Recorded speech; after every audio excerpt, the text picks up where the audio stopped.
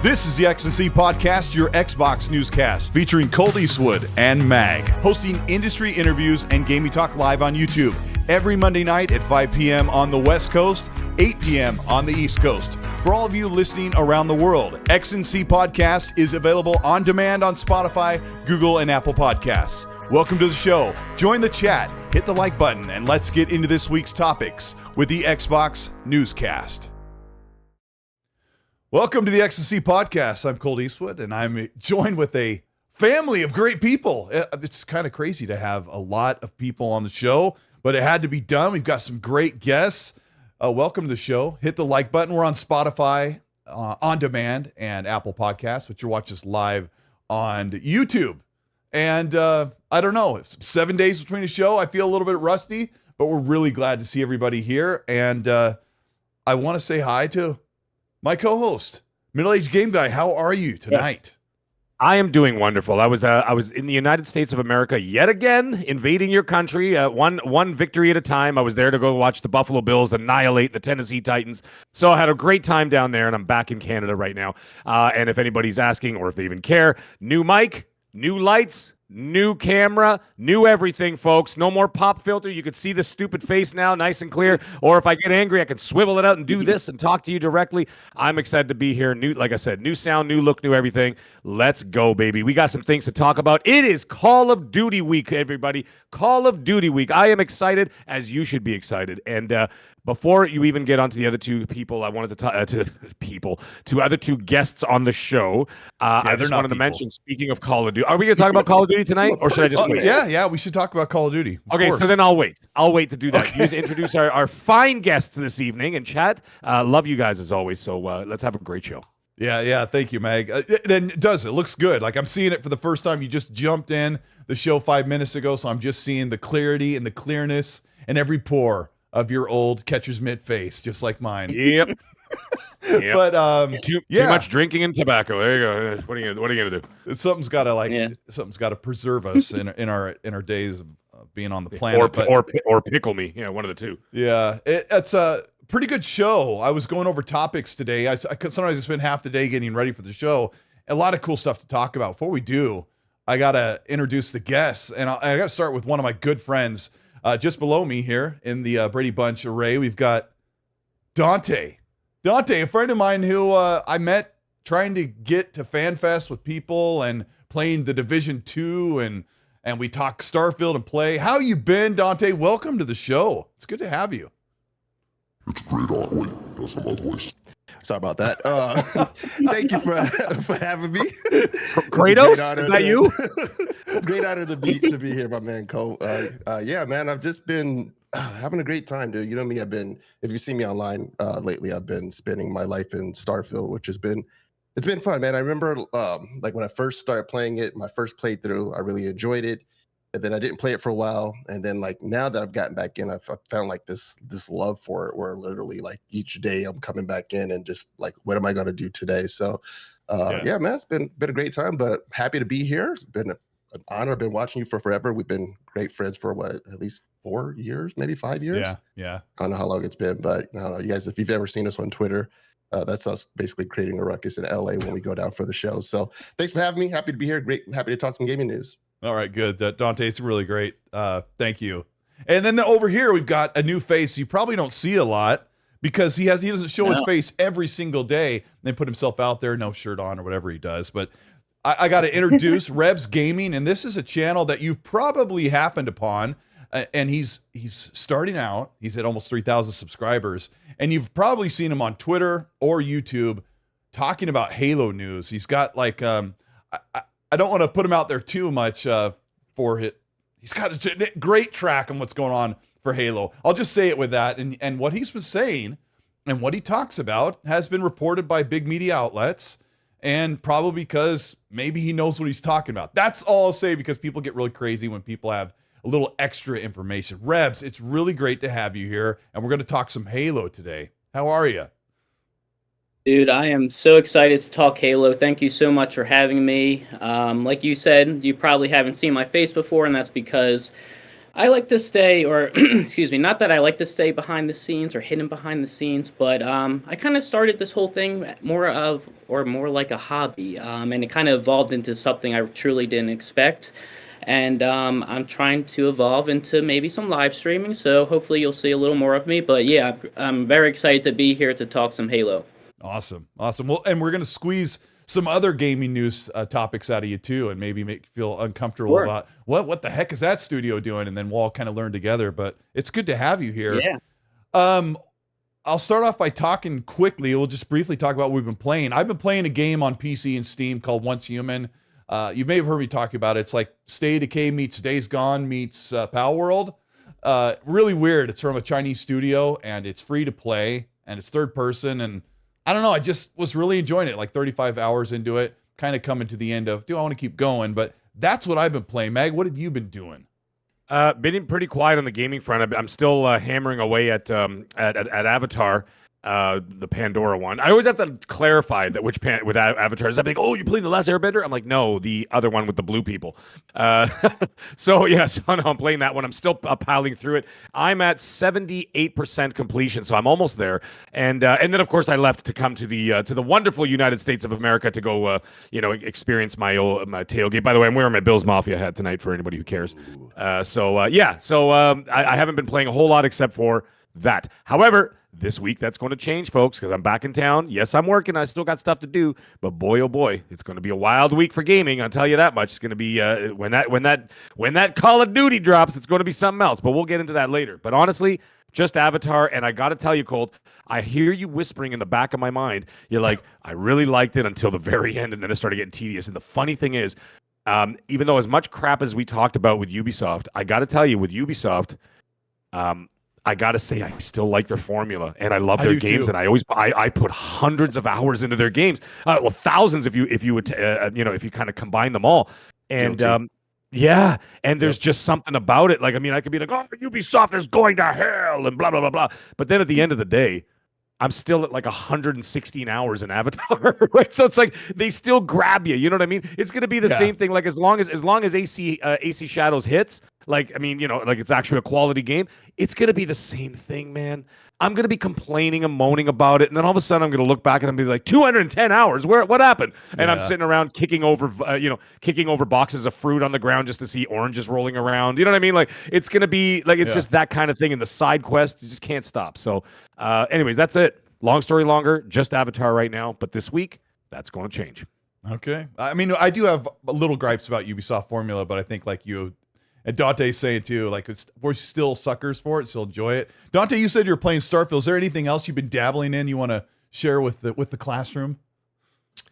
Anything else I've been dabbling in? What else you been playing besides just no lifing Starfield and building a incredibly huge ship and all that stuff? Man, I am just no lifing it. But I tell you what I'm going to do is I'm going to take a break from it probably here in a little bit. I'm not for sure when, but in a little bit, and I'm going to actually jump back into Cyberpunk so I can do the expansion because I still haven't done it yet. So I downloaded it and I'm like, oh, I'm going to get into it, but I want to kind of like do a replay.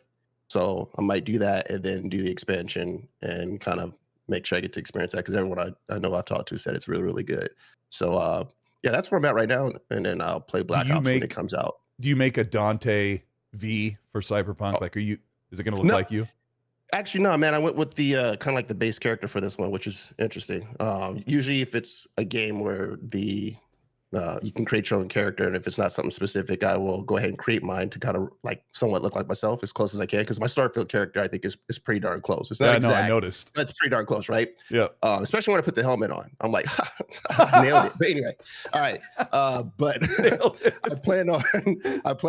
But for Cyberpunk, I like the trailer, so I was like, that character looks cool. I'll just roll with that. And then same thing like in Mass Effect, right? I play Mel Shep, but I never character create. I know you create Colteastwood in space and Mass Effect, but I always go with the male Shep. So, but yeah. All right. Well, that's good. I'm doing the Cyberpunk thing too. I was installing it before we started the show. Rebs, what have you been playing? So, first and foremost, I'm very intrigued by Avatar. Always for months, I was covering it a little bit on Twitter, news-wise. I just love the visuals, incredible. I'm not sure if they released in that same state because I haven't played it, but based on what I saw, it looked incredible. Another game I'm really intrigued by is Warhammer 40K. I haven't been able to play it yet, but again, the visuals, the battles with all those NPCs around you is it looks crazy. I dabble a lot in Starfield, the new expansion. I really am a fan of Starfield amidst all the hate. I really encourage people to get back in nowadays with the vehicle and the expansion. It's a huge step in the right direction. I dabble in, obviously, Halo Infinite, despite how much more I was hoping for. I do truly enjoy the gameplay. I think it has the best gameplay maybe in the entire series. We can discuss that if you don't agree, but I agree. I truly think that's the case, and it's a shame that it didn't receive more love from proper leadership because it deserved it. Anyway, that's a whole nother story.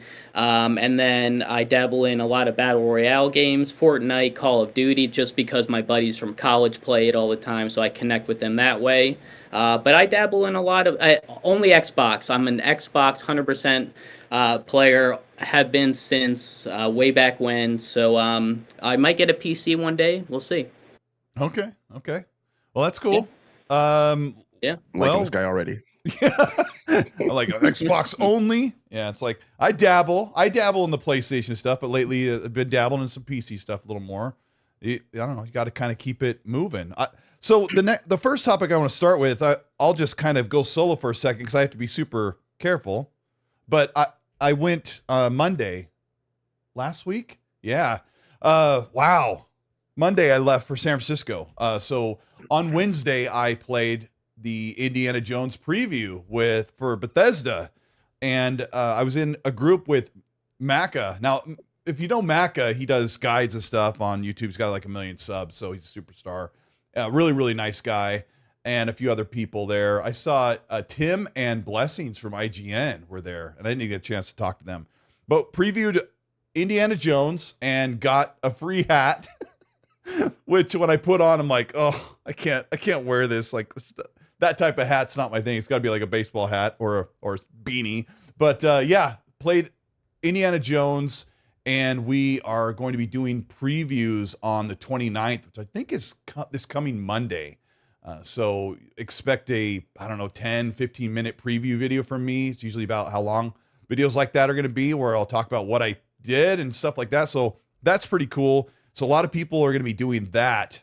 But I can't say anything other than that. I want to get to start into topics. Embargo?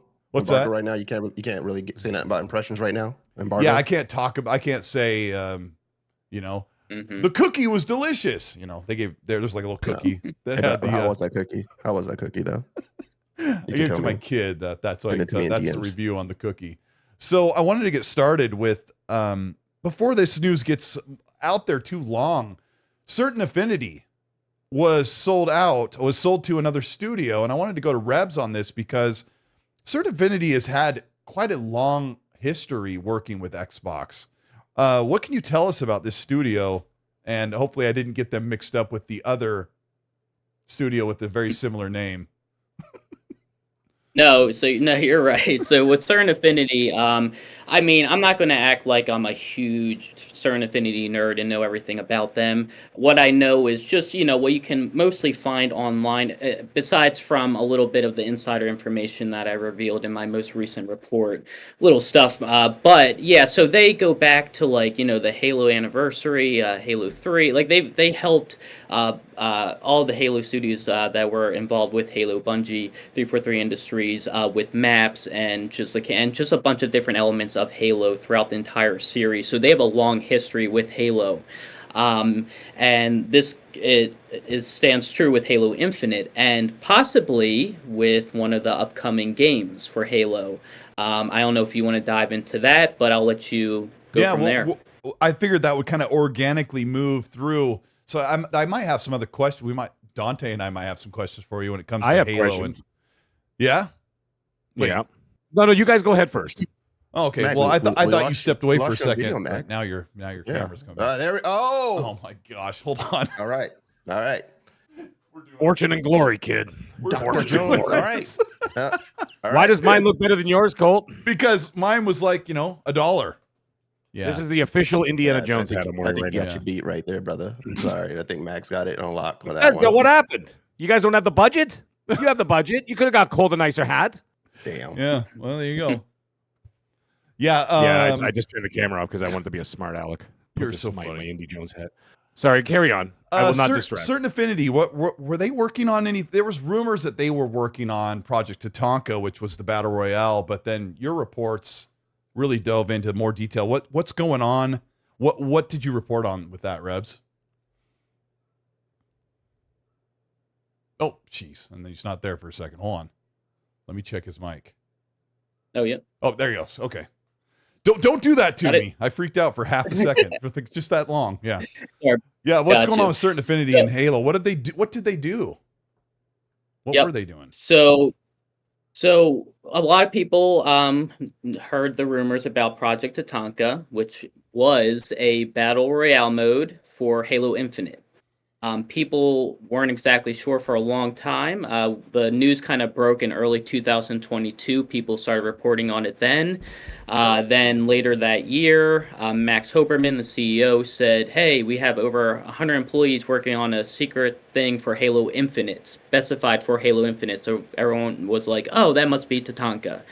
Then nothing, just a bunch of nothing happened for a year or two. And then finally, earlier this year, there was a little rumor that it was canceled, and then I was talking, I DM'd through Twitter, someone who was a former employee, worked with 343 until June 2023, just to give you a timeline there.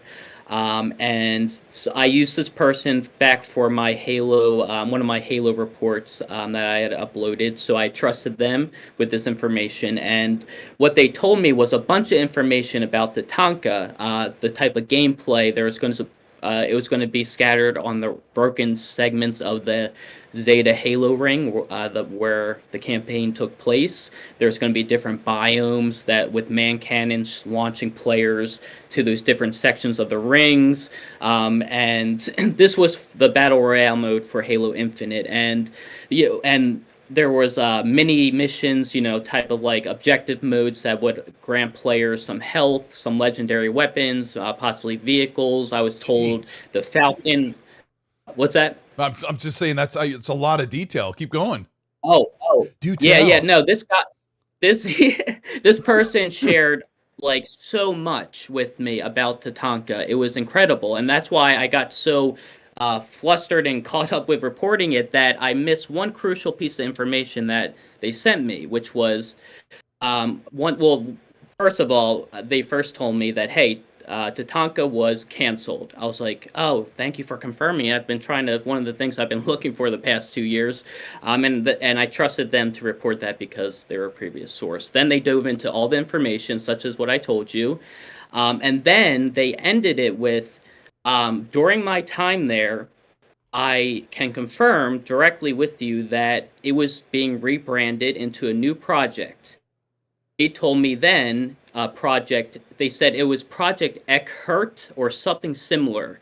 Now, they sent me a bunch of information along with that, and I missed the part where they said something similar. It could be Eckhart or something similar. So when I reported it first, I said Project Tatanka was canceled for Halo Infinite, which is 100% correct. Okay. Then during that sometime, which I reported in my most recent one, a follow-up report, I corrected my information and said it was actually canceled in around the time when new leadership took over, decided to make the switch to Unreal Engine. And this wasn't a decision that happened overnight, but what I'm told is around that same time, eventually they decided to rebrand Tatanka into a whole separate game through Unreal Engine 5. This is Project Eckhart, E-K-E-R-T or U-R-T. And I confirmed the correct name after I reported my Project Tatanka video. And I confirmed that first through, you might know him on Twitter, Halo.api. He's able to access Halo files through Halo Studios database, directly through their database. Hacker. Long story short, I don't know the correct terms. But he had it in his bio before I reported this, for his location, Ecker. And then he commented, "Now you know why my location is Ecker." I said, "Oh crap, was the correct name Ecker?" And he said, "Yeah." So that's when I first did a tweet about it. Then I reached out to my main source. This is someone, I can't share much detail, but this is someone, if you knew the name, heard the name, knew the position, you'd be like, "Oh crap, this is why I know so much information." And the reason I got this guy was because I took a risk. I reached out to him. He knew of me previously because of my following, my constant Halo reporting, and he was fed up with previous leadership and decided to share some information with me. Anyway, he confirmed Ecker was the name. He confirmed that it was being rebranded around the 2022 time when new leadership was taking over. But because these sources were let go before Project Ecker, everything about it was confirmed, and because Certain Affinity didn't share a lot of insight about Project Ecker to the development team of 343, not the leadership, the development team. They aren't sure about a lot of information, so they aren't sure if it's still canceled or not, and that's the big question now. Okay, I think it would be cool. I think the panel here, we'd like to ask you some questions about, before we go into Eckert. I want to say Eckhart because that's like from some show. What's that from, guys? I know Mag and Dante are close to my age. Eckhart. What's that from? Eckhart's from something. I can't remember what. So it's like right there. There's a character in something. I remember. Yeah, it's a character. Dante's going to Google it. I just saw the screen flash. Dante, is there anything you'd want to ask Rebs about Battle Royale? Because he gave some detail, and maybe there might be something he hasn't mentioned. Like, do you have any questions about what that could have been or what? Well, I'm just kind of curious as to like why it got canceled, because like to my understanding, Certain Affinity was already kind of working out of UE5. So it's like, all right, Halo's moving, or Halo Studios is now moving to UE5. You're already working. If Certain Affinity was already using it, it's not like there's a change there in terms of the platform to build the game. And from them, and this is the thing where it's like, is this the studios developer saying this, or is it something that Xbox saw where they made a decision? But from what I hear, they were pretty like excited about what they had, right? They were like, hey, they thought this was going to be something that was going to be kind of maybe not revolutionary, but it was going to be a very massive thing for Halo. So if you have something that looks as like it could be a kind of game changing, I'm very curious as to how you can let it get that far along and then basically cancel it. So it's kind of, you know what I'm saying? Sure. So like, is there anything in terms of why Xbox decided to basically either, is it completely canceled, or are they kind of just putting it to the side and letting Halo Studios make a decision later? So yeah, you have to excuse me because this is my first major live stream, and there's so much information that was shared to me that there is some things I forgot to mention just previously there. So first of all, Tatanka was started by 343 Industries. What I was told by my main source is that for a long time, they always, when Battle Royale was big during Halo Infinite's development, BR was a no-brainer. They were excited by the idea internally for a long time, and that's why they went ahead and started developing it. They actually, what I'm told is, they shut it down, the project, for the time being, and then handed it off to Certain Affinity. That pissed off a lot of people internally, the creative team especially, and they kind of, they, like I was told and reported on, they play tested it, weeks on end at 343 to, help them out in that regard. But it became a Certain Affinity project for the most part, and a big reason that they canceled it first for Halo Infinite, the Battle Royale mode for Halo Infinite Tatanka, is that, first of all, there was many problems with the slit-space engine. It was so outdated. A lot of issues there. That's another reason why they're switching to Unreal Engine 5. Just a lot of bugs, issues. That's why, when Halo Infinite first released, there's so many bugs and issues with it. They had to do a whole overhaul to fix all those bugs. And anyway, so that was one issue. And also, they didn't just, another reason, they didn't have the resources to compete with like Fortnite, Warzone to continuously release content for it. As you can see, they barely were able to release primary classic Halo modes for matchmaking. So, and very limited amount of weapons. A few, no new vehicles have ever been added to Halo Infinite's multiplayer. And real quickly, I can confirm that the Falcon, not what was shown in the leaks, the Falcon vehicle from previous the Halo Reach, there was a completed Falcon tested by Sparasoft. And for whatever reason, there might have been some audio issues here or there or whatever. They lost some creative people in the big layoffs. It's still not released, but what I'm told is it's ready to be released, and people are wondering, developers are wondering where it's at, and that was part of Tatanka as well. So anyway, they just had a lot of, not being able, they didn't have the resources and the Slipspace engine. So it is canceled. Whatever Tatanka was, it's completely canceled, but it is rebranded, or could still exist as a rebranded project called Ecker. Now, my main source at the time, they were a part of the layoffs, so they were only there until January 2023. But during that time, they know that they're pretty sure, at least, that Certain Affinity was just trying to port Tatanka into Unreal Engine and turn into a separate Battle Royale multiplayer game in Unreal Engine. But then the other source says, hey, that could have been turned into an extraction shooter, but I was only there a few months later, so plans weren't confirmed. So long story short, there could be a project, a Battle Royale project, or possibly an extraction shooter project if it still exists. Okay. Meg, do you have any questions about the Battle Royale? Because I know you had dreams and visions of what it could be. Yeah, and it was something that I was I could see all the points as to why, as I'm listening to you guys talking, as to why they decided to can it. Multitude of reasons, as Mr. Ebbs has said, about like in terms of the engine and not being up to date, everything else, moving to the UE5 and whatever else. I get all that, and I'm thinking the other thing I was thinking about too is at that point, when they start working on something, its relevancy was there in the grand scheme of things. But as you move forward, a lot of those battle royales have sort of dropped off, except for the main two. Even Apex Legends, I don't really hear that much talk about it these days.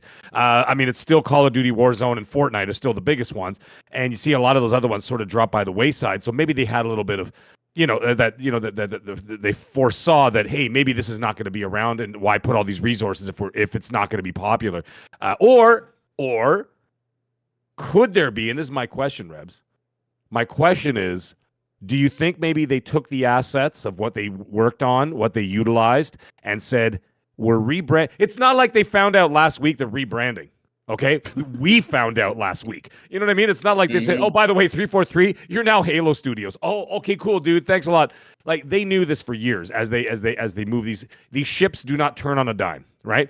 And so is it possible that they took all those assets and everything that they worked on and said, listen, we literally have a studio now called Halo Studios, and all we're going to be doing is working on a multitude of Halo projects. Do you think that they can maybe retool and reutilize these things and then sort of re-release it into the wild as something maybe rebranded later on? Can you see something like that happening? I mean, they did say that they had multiple projects, right? They did. And we know about two of them. We know about two of them for sure. But, or maybe even three, actually. If you could, anyway, what do you think? So, in terms of what projects, I think, just to clear the air, what I think exists right now are being developed. I'm pretty sure, based on even though Project Foundry, the Unreal Engine 5 reveal, is not a game, it was research project for Halo Studios. You can clearly tell that it's based on Halo Combat Evolved.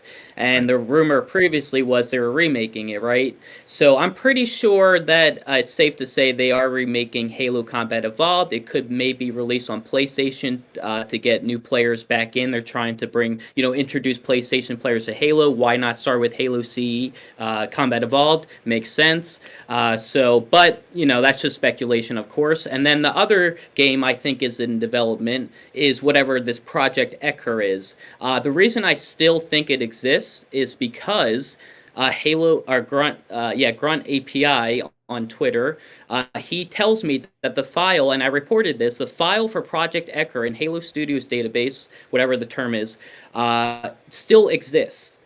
So this doesn't technically doesn't confirm that it is still a project, but if it's still in the system, we can safely assume it still exists. They found another project name that I think is for Combat Evolved Remake that I haven't reported on yet. Grunt API says Project Sugarloaf is the name, and Project Ecker makes sense. Now listen. Sorry. All of the project names were cool until we got to Project Sugarloaf. Like, who? Achievement unlocked Hey guys, for worst title ever. Hear me out. Next project. So that's what he's reporting. I'm going with it. I trust him, but it makes sense, I think, because with Ecker, so Halo Infinite's project name was Olympus, right? Greek mythology, mountains, Okay, right? now we're back to the good names. Okay, keep going. Yep. Good way to say it. They So saved if it you with that one. There we go. You'll see that it says Ecker is parallel to Olympus in Greek mythology, and it's a mountain. It makes sense. Oh. Ecker, look it up. Just look it up. You'll see this, right? And so that's when he told me that. I'm like, oh, he has to be on it. And my previous source misspelled it, but Ekher, it was really close. And funny enough, I'm going to get back to your question in a second. I'm so sorry, but good. but I'm my listening. other I'm enjoying it. source. Yeah, so this random guy, after I reported Project Eckhart, some random guy messaged me saying, I spoke to a certain Affinity employee in March 2023, and he told me that I thought the name was Project Ecker. And this was before I knew that, right? So I'm listening to him, and he's like, I heard they were trying to, turn into an extraction shooter. They weren't happy with how it was going. I'm not sure if it was canceled or not. But I thought it was Project Ecker. And then I learned from Grunt API, Ecker, my source confirms it. I'm like, holy crap, I think this guy was serious. So he's the one who says the extraction shooter. But going back to your question, I totally believe that's possible that they could have just simply, that they can port it and make these assets from Tatanka available for, future games, for something else, for players to enjoy, especially because there's a chance that they simply just ported Tatanka into Unreal Engine 5, and now this project could be just a multiplayer game, which makes sense because if it has 343 Industries or Halo... Like a standalone it could be multiplayer game? Yeah, it could be. Why I say that is because Halo Studios never rehired their whole creative team. They let them all go. They're the ones who create the campaign. Who's going to create it? Maybe Certain Affinity, right? Maybe Certain Affinity has the tools, but they just reported that they have 180 employees working on several unannounced projects. I don't know if that's enough employees to make a whole new Halo campaign. It could be, but they definitely have the resources or people to make a multiplayer game, especially if they simply ported Tatanka into Unreal Engine 5. So it could be just a multiplayer game, and those are the two games I think exist. Okay, so you don't think it could be a huge update to Halo Infinite's multiplayer suite? Because I'm like, if you're going to take assets from Tatanka, and you're shaking your head, that's good. There's no Warzone. There's no Warzone firefight, which is one of the redeeming things from Halo 5 for me. So you think that they would make a standalone project out of this, and there's a lot to unpack there, because we talked for a couple weeks about the Combat Evolved stuff. So why not do what they do? I mean, maybe in a better way that they've done with this Call of Duty HQ thing, which a lot of people are not happy with, but I mean, the idea is a good one. So why don't they, if you could do something like that with Halo, for example, and you're moving forward, and I'm not talking about the Halo Master Chief Collection, anything like that. That is its own entity. Leave it where it is. I think that you create an entire new ecosystem of Halo. If they're working on multiple projects, right? You've got the Halo Combat Evolved, which most likely is happening. You got the next mainline story one that's happening. We have the other one that's going to be the side shoot story, that we're hearing about, the one that might be like an ODST style. Of course, the code name for that one is Sugar Plum Panties. That's the that's the working title that they're working with, not Sugarloaf. Of course. Sugar Plum Panties. So yeah, anyways, do that. Then why not be able to release, let's say, some sub mini games along the way, saying, "Hey, look here's a new game mode that we're releasing for our Halo HQ," and then you know what I mean, and then have little subcategories. Here's the new mainline game. Here's the offshoot. Here's some here's multiplayer, and at the same time in the multiplayer or even in the multiplayer like facet of the of that Halo HQ, then you throw in this new game mode, and you can add stuff to that. So you're building a community that's playing the mainline games, the stories, the campaigns, the whatever. You have the co-op. You have to have the co-op day At one. launch. Yep. At launch. 343/Halo Studios. The couch co-op. Yeah. No, any co-op. Yeah, 'Cause we they never didn't have got it. couch co-op, We- but yeah. No, but we didn't even get the other. We didn't even get the on. Didn't we? Did we not get the campaign online one either? co-op until 6 months Yes, you're later right. or something? Came later. You're right. I don't even think it was 6 months, dude. I think it was almost a year. Yeah. Yeah, I think it's it probably was. close to that. So, anyways, yeah. So they got to do that, and then you have that in one side. You have the multiplayer on the other side, and then of course what Rebs is talking about now. You have all the game modes. Throw them in that multiplayer and say, "Hey, here's the new feature for 2026. We're doing this game mode in there and whatever else," and then you put it in the pantheon of all these multiplayer ideas and games and mini games and all kinds of cool stuff that people can just jump into at any time. That's how you get engagement up. And of course, it's got to be quality, which I've always liked the Halo games.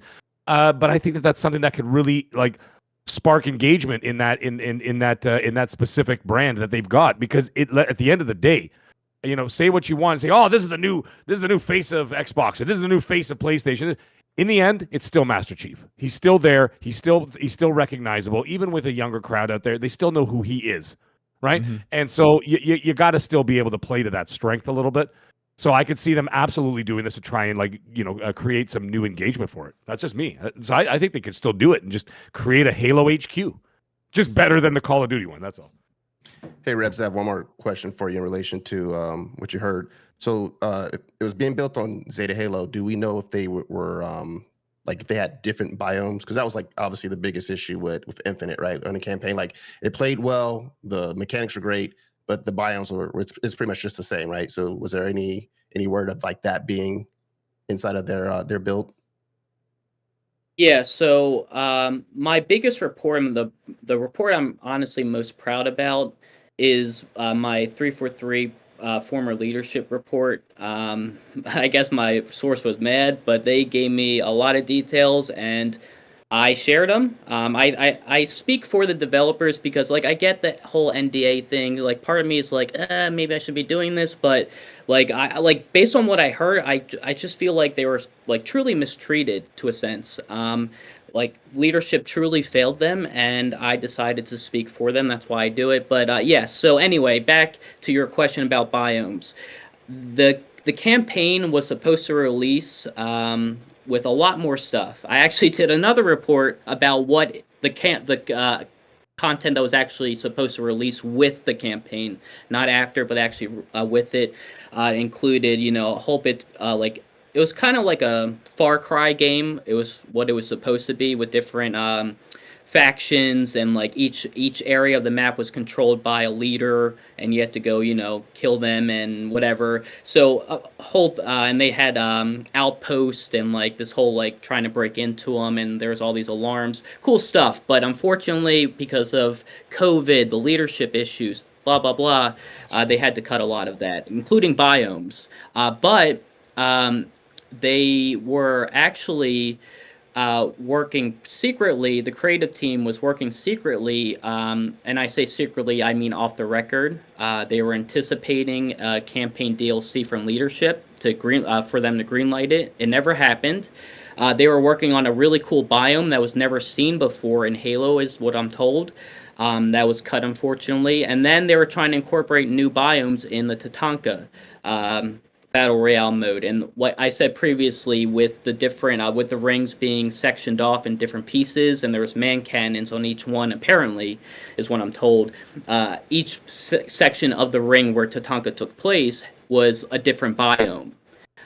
So that would have been, that's what I'm so sad, that's what I'm most sad about, because the campaign really deserved more biomes, and I would have loved to experience that in a Battle Royale mode. That would have been truly epic, in my opinion.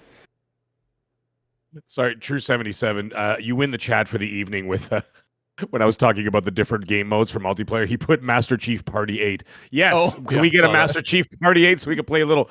We could play a little kart racing and throw bananas outside of your cart and watch the flood spin out. Thank you, True 77. That made me laugh. Yeah, Sorry. do that with Forza, would you? We'd love to do that with Forza. There you go, Halo. Mazer Tech said it. Halo Kart. There you go. Yeah, Rebs, what are the 3 projects that Halo Studios is working on, in your opinion, right now?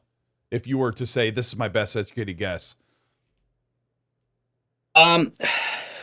So, when they say projects, I'm hoping all. What are the 3 games? Because I think there's probably 3 games that are in like their immediate pipeline. So yeah. So if I had to guess, campaign related, because that's the one I think that most of us care about. Is there something dealing with the campaign that's not CE? Yeah. So there was right after Halo Infinite release, like most games that are going to obviously have a sequel, they go right into development, pre-production for the next game. And my main source was part of the team that went right into development for Halo Infinite 2, is what I called in my report, but the sequel to Halo Infinite, whatever you want to call it, right? And the development started for the majority of 2022 until they decided to cancel it. And that was because of the Unreal Engine switch. They were developing a Halo Infinite sequel in Slipspace, when they kind of knew they were going with the Unreal Engine, decided to stop that. And the development team for that project, the creative team that, before they were fired, started learning Unreal Engine 5 for several months before they were laid off. And now, here's the thing. If I'm guessing, like I said previously, I think there's a Halo Combat Evolved remake. I think there could be a multiplayer standoff game. I'm hoping something like Helldivers, but Halo. That would be super epic, with the ODST drop pods dropping in. You take out the squad, or you take out the elites, you take out whatever the heck, a flood. The endless, maybe from what we're supposed to be shown in the sequel to Infinite. It could be so epic, and I'm hoping that's the case. And then the third game is, the next mainline game, the next game with the campaign. But I don't even know if there's 3 games in development. Yeah, Halo 7, whatever you want to call it. I know for sure there's 2 games in development, but I don't know about 3. Not yet, maybe. Okay. Oh, wow. Maybe. All right. Yeah, it's all uncertain, and we talked a lot on the show, Rebs, for like 2 weeks about can they do it? Was the move to Unreal Engine 5 a smart idea? And we've kind of hashed over that quite a bit. If there's no other questions, I was going to move on to the next thing. Otherwise, we'd be doing Halo for 2 hours. We got a super chat from Michael Mooney. What's that, Mag? Was that you? Dude, are we still on the air here? Yeah. Because I looked on YouTube and we froze, and it showed that it turned off, and I was talking and you were talking at the same time, and I'm like, I don't think Colt can hear me. Oh, sorry. No, I mean, that's weird. No, I think we're still good. Yeah, looks like it's still going. Yeah, at least I can still see it on mine. And maybe it was our side of the thing, but now I don't remember what I was saying. Oh, we got Michael Mooney with a £5 super. Thank you, Michael. Says, what if Halo Studios retold Halo 1 through 5, but with the Endless putting humans on trial and mess with events? I don't know, Rebs. What do you think of that? Does that make any sense to you? I mean, so I've always played Halo for the multiplayer, the social aspects. That's why I was so upset with what you guys were saying earlier with the whole couch co-op missing and all that good stuff. That's why I love Halo. When I do follow the campaign, I try to dive in as much as I can while I'm playing it to understand the story.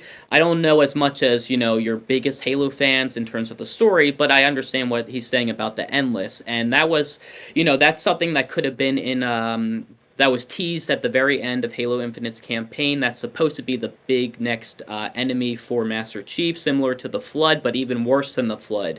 So we don't know we don't know what they look like yet, but they're supposed to be even worse than the Flood.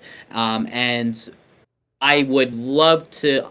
For Halo Infinite story to finish and for us to be introduced to the Endless. And I would love to see that, and I think they could do that. Okay. I'm going to put up a poll thanks to, who was this? That's kind of going off what you said. Tim Richards says, I'm writing, would you rather get a rip-off game or a remake game? Hold on, I just did that wrong. I hate that. While you're doing that, find your words. Let me try to Find your words. While you're doing that, mods, can you ban Fawn's Gaming for being? He's hitting me with some. He's hitting me with some ageism, and that's really discriminatory because I'm old. Yes. So yeah, and you know what? I think Fonz is older than me. Funny enough, Fonz, how old are you, dude? Because I'm 49, so I'm not that old. We're all the same age. What's up, chat? I see new faces in there right now. I see you guys all saying hi to us. I'm going to say hi to everybody there. I see a lot of hi, Colton, Mag, and guests and everything else. So yeah, thank you. Just guys. saying hi to everybody. You guys are y'all better. I saw the Mag show on there. I'm like, who the heck is this guy, and how did he get in here? I'm asking, would you rather have Xbox or your favorite platform make a ripoff of your favorite game or a remake of your favorite game? It's kind of that can be a tough question to ask, but. So before I got cyber attacked from Phil Spencer, I was asking Reb something. I was saying that is there a possibility? I mean, do you think that they'll continue with the mainline story, or very similar to the studio? Do you think that maybe that's a bit of a flag, letting everybody know that we're starting over for a whole new audience, whole new generation, and then, a whole new ecosystem. And you know what I mean? And like all these other things, do you think they're going to start over, or do you think they're just going to go, Halo Infinite 2 coming soon? What do you think? That's something I wanted to know. So with my source knowing his position, what he did for Halo Infinite, with him saying that it was canceled and that they just started to learn Unreal Engine 5, no mention of that they were trying to port it or anything like that. I'm talking about the sequel they were working on for Halo Infinite. Something tells me, and listening to what they said with Pierre, what he said at the end there, he's like, Halo Infinite is the last remnants of the type of Halo games that we used to make. This is a whole new beginning, something along those lines. Okay. So with hearing that, I'm like, oh, okay. So this is a new start, a whole new refresh. He hit the restart button. That's why I'm not saying this is why they were fired, but I'm just saying the whole creative team was let go. That should speak for itself in terms of how they're trying to restart things. That right? should speak for they're not going to keep doing the same thing, or really hardly any of the same thing they used to do. If people they even changed the logo, Colt. I know. The fact that they changed the logo screams to me that they're quietly telling you, whatever you had, you had. This is a whole new thing moving forward. I just wanted somebody else's opinion. That's my personal opinion. I think they're scrapping it and starting all over again. No history. No anything. Those are gonna be legacy titles. Yep. And they'll modernize be like, and move forward. Right. And you know the thing is, at the end of the day, like my children, think about this, and we talked about this before on a business level. Yeah. They are no longer marketing to the 49-year-olds and 50-year-olds that are already in the ecosystem, right? Yeah. Old men like us and women gaming or whatever else. Yes, we're gaming. Yes, we have expendable income, certainly. However, they're marketing for our children because Microsoft, Sony, Nintendo, and all these other companies out there, they're not looking at us. They're looking at 25 years from now because that's where their projections take them financially. So they're looking at my kids, your kids, our children, the next generation, and say, you know what? what the hell is the point? They've had a spotty record, at least recently, even though my personal hot take for the day, I know people are going to hate this, I've actually enjoyed the 343 games more than the original trilogy. And maybe it's because of the archaic controls and stuff of the old ones, right? Like the sprint button and all that. But maybe not. I really enjoyed the stories. I thought Halo 4, and I love Halo 5 too. I love both of the stories. I love the aim down sights in Halo 5. I couldn't get enough of it, and people hated it. But and like Halo Infinite was my second favorite game of 2021, right? So but number one is always going to be Psychonauts. But anyway, the point is that they're going to be marketing to a whole new audience, like I said, on other ecosystems, and of course the younger generation. They put a whole new, logo, the whole new everything. And then, of course, what Rebs just kind of said there, it's kind of coming together. I think they're scrapping this entire thing and just starting over. I think that the Halo remake, as you and I talked about it 2 weeks, Colt, I think that that's going to be the bone that they're going to throw to the old school and say, here, guys, here's one last hurrah. Sign off to the chief, give him the salute, and say thank you for 25 years of service. Thank you there, sir. But we're moving on, and then they start a whole new story from ground zero. That's what I really think. And you know what? Why not? The only problem I have with that is you had flack from a narrative perspective, right? You had flack for how you poorly handled the way Halo 5 transitioned into Halo Infinite, the way you kind of wrapped up kind of parts of that story dealing with Cortana. You introduced a really cool antagonist in Atriox, which we're not. What you tell me we're not going to get to see that now? Because like that was that tease was something that you're interested in. And then if you all of a sudden you don't cap this off and you're just like, well, we're switching to some other story plot. It's like, can you guys like imagine it's like you get 3 movies and each 3 movies is like, there's not going to be any conclusion. Hold on a second. We're on to something different. You know what I'm saying? Like that would be kind of weird in a trilogy. You get no conclusion from a narrative perspective. That looks really, really, really bad. Well, I don't think a lot of fans would like that. But allow me to retort. Gears of War left on a cliffhanger in 5, and they're not going back to it. Oh, that's true. I mean, at least not anytime soon. Well, not soon. Right. I don't think they're ever going back to it, my friend. I think they just dropped it and said, forget it, it's done. And they're starting at E-Day, and they're moving forward, I think, for the same reason. I think they're moving for the same reason, starting from the ground up, start from the beginning, move on through, bring in new storylines and everything else. And not say like they're not reboots, and it's not a re-sequel, a rebootsicle, or whatever the hell they call it these days. It's a rebootsicle. Sounds delicious, doesn't it? Can I have a creamsicle and a rebootsicle, sir? Yeah, that'll be $4. So that's the kind of thing that I could see happen. Listen, they're doing it with Gears. They just dropped what's her face like a bad habit. They're like, yeah, whatever, man, you're done. And they're like, we're going back to the beginning. And again, I think it's for the same reasons. So you see the trend here. You're taking the biggest franchises that they got. They didn't even call the new Forza Motorsport 8. They just called it Forza Motorsport. I think that they hoped that game would have hit better, and they would have started off from there and started a whole new, a line of racing. And I think that they're walking away from some of their legacy stuff and starting from scratch and saying, here, let's start a whole new generation of our biggest titles: Halo, Gears, Forza, Fable. Look at Fable. I like the numbered games. Fable's I like not the Fable numbered 4. Sequels. They were some of my But favorites. Fable's not Fable 4, is it? No, it's not. You're continuing right. the story. It's Fable. So like chat, you're seeing this now. You're seeing the trend. It's all coming together. They're like one by one. They're just starting over these franchises again. They're not going with the number. Perfect Dark.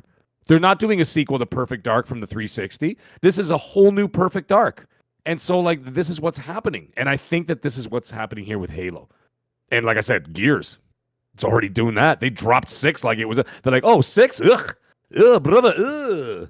What is that? Yeah, I sure hope not, Mag. Because to me that tells me you're sending this message that like you're afraid to you have to go back and kind of rehash nostalgia. And if you're saying that they're not really if they're not really chasing us anymore, right? The 40 some odd year old gamer who grew up with Halo. But we're there already. Yeah, exactly. But they're trying to get some new people in or whatnot. Right. Well, you're not doing that by just saying, well, I'm just going to have to go back and rehash the same stories that I already told you with the original people that have got the 40-some-year-olds hooked to it, right? You got to be kind of not afraid to expand your universe and tell some different stories within the universe, as opposed to going back to because that's just to me that's doing what the competition is doing with just remaking old games. And at some point, it's kind of like, okay, are we afraid of basically being creative? So it's like I want some new Fair. stories. I understand the characters. I get the characters are important, but give me new stories with those characters, if that makes So you're sense. saying keep the universe Yeah. that's already exists and then You branch can out tell from lots there. of stories within the Halo universe, right? Well, You can of tell a bunch of course. stuff from the ODST stuff. There's other Spartans that you can tell stories around. You know, everything doesn't have to be Master Chief, but I don't need you to go back and redo Halo CE through Halo 3. You can give me Halo CE, cool, but I don't need 2 and 3 as well. Like I want to see new stories.